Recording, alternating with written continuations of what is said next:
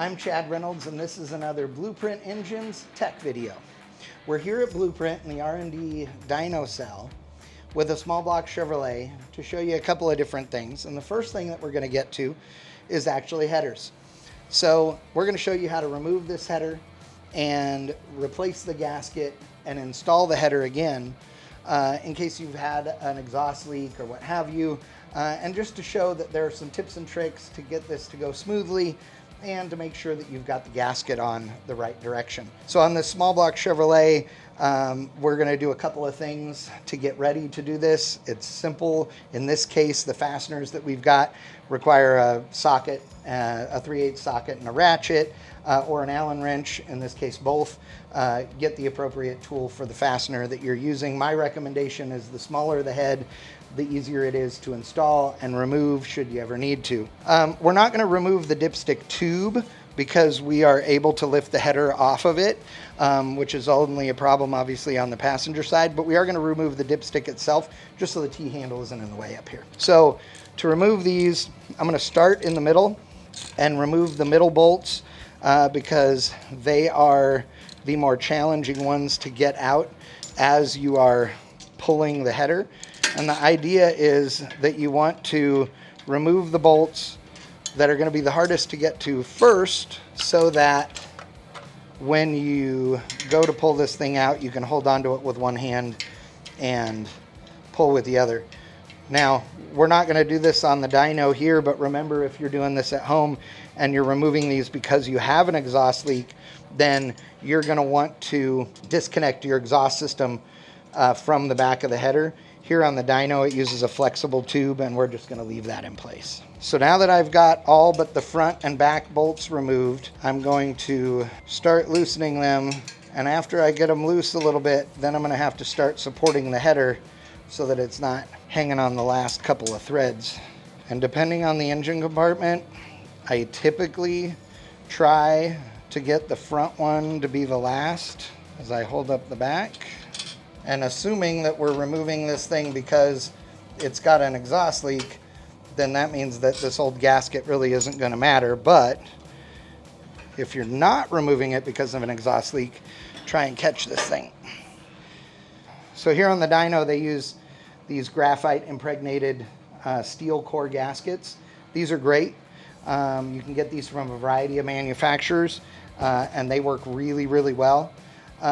They are available in a variety of thicknesses. There are also a bunch of gaskets. You can get paper gaskets. Some people stack paper gaskets by gluing them together. You can get a gasket that is an aluminum structure with a graphite insert around each port. Those are also pretty trick. If you've got really warped headers, those can be a good option. But in general, these are the ones that I like the most.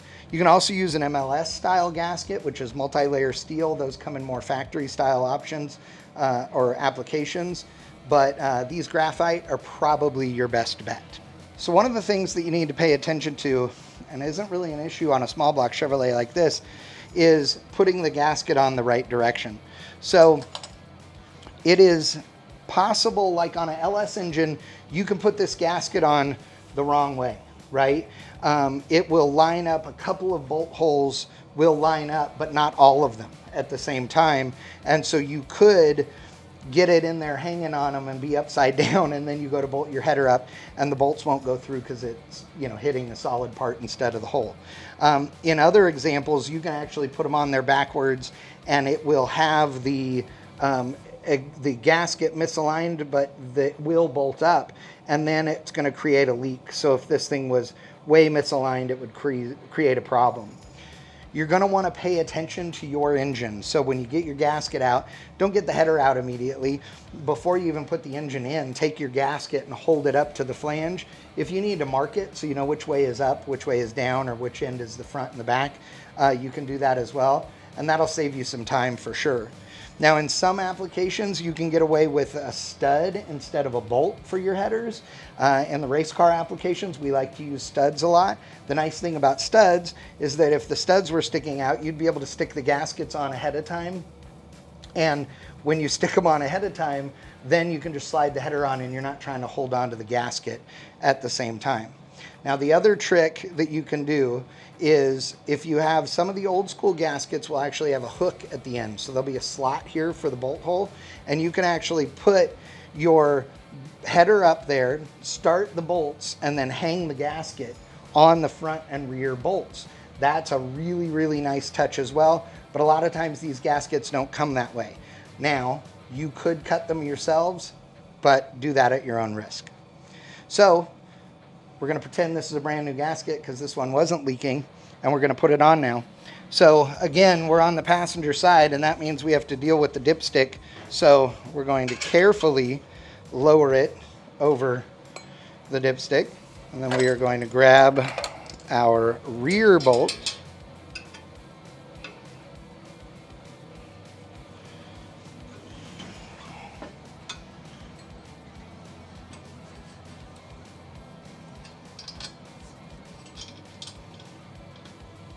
All you need to do is get it started.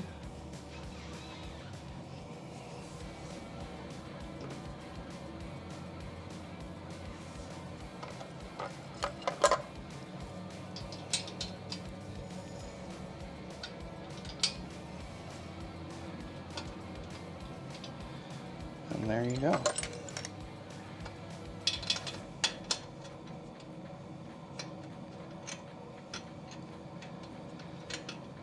Now it'll hang there and you won't have to worry about any of it.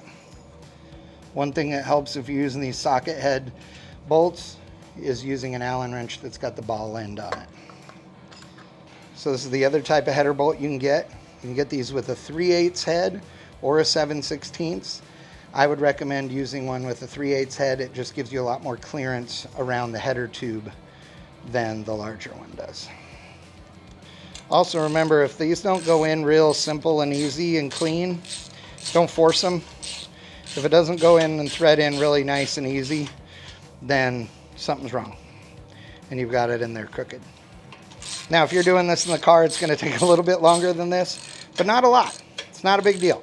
If all you're doing is unbolting the header, putting a new gasket in and bolting it back up, you're good to go. In some examples, there may be a time when the gasket is stuck there on the cylinder head or what have you, and you might need to use a gasket scraper to clean it up, but it's not the end of the world and will only take you a few minutes. Always tighten, on a small block Chevrolet, always tighten the middle header bolts first and work your way toward the front or rear. In this case, we're going to slam the dipstick back in it, hook up our EGTs, hook up the O2 sensor. Oh, see, we can't have that. Can't have the dipstick read in the wrong direction. We'll hook up our EGTs, put our O2 sensor back in it, fire this thing up, exhaust leak free.